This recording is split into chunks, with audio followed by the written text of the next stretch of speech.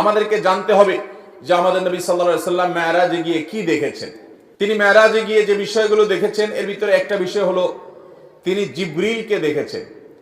জিবরিল ফেরেশতাকে তিনি তার আপন যে সুরত, তার আসল যে রূপ, সেই রূপে তিনি দেখেছেন। বিভিন্ন বর্ণনা দ্বারা প্রমাণিত যে জিবরিলকে আল্লাহ রাব্বুল আলামিন কতগুলো ডানা দিয়েছেন? 600 ডানা।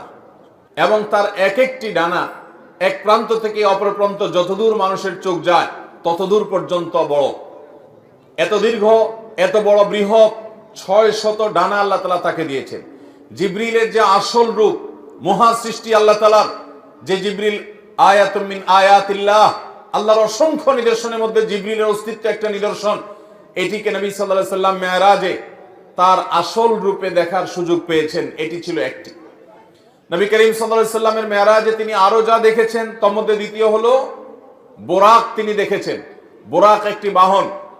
এই বোরাক এটা ঘোড়া এবং গাধা এগুলোর সমজাতীয় কাছাকাছি পর্যায়ের এক ধরনের একটা বিশেষ বাহন, যে বাহনের সমজাতীয় আরেকটা বাহন পৃথিবীতে নাই। এটা নবী করিম সাল্লাল্লাহু আলাইহি সাল্লামের জন্য আল্লাহ তাআলা স্পেশাল পাঠিয়েছেন।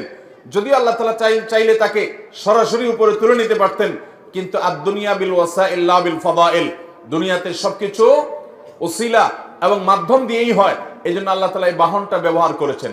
আল্লাহ তাআলা এই বাহনের মুখাপেক্ষী না, এটা ছাড়াও তিনি তার বান্দাকে নিতে পারতেন।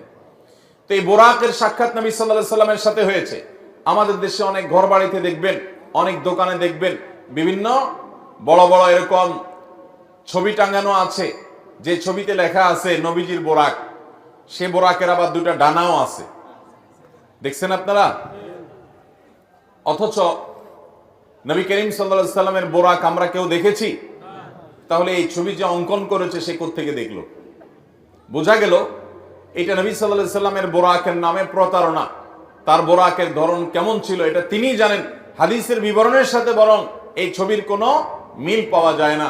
এখানে ডানা দেয়া হয়েছে, অথচ নবী সাল্লাল্লাহু আলাইহি সাল্লামের বিবরণ থেকে সেরকম কিছু, এখানে যেরকম দেখা হচ্ছে সেরকম কি বোঝা যায় না। অতএব যারা বরকতের জন্য বোরাকের ছবি দোকানে টাঙ্গায় রাখেন, অফিস আদালতে টাঙ্গায় রাখেন, বাসা বাড়িতে টাঙ্গায় রাখেন, তারা এটার কারণে কোনো সওয়াব বা বরকত লাভ করা তো দূরের কথা, উল্টা গুনাহগার হবেন। কারণ নবী সাল্লাল্লাহু আলাইহি সাল্লাম বলেছেন বুখারীর হাদিস, লা তাদখুলুল মালাইকাতু বাইতান ফিহি কালবুন আও সূরা, যে ঘরে কুকুর থাকে অথবা কোন প্রাণীর আকৃতি থাকে, ছবি থাকে, সেখানে আল্লাহর রহমতের ফেরেশতা প্রবেশ করবে। বিধায় নবীজির বোরাকের নামে আপনি যে ছবি রাখছেন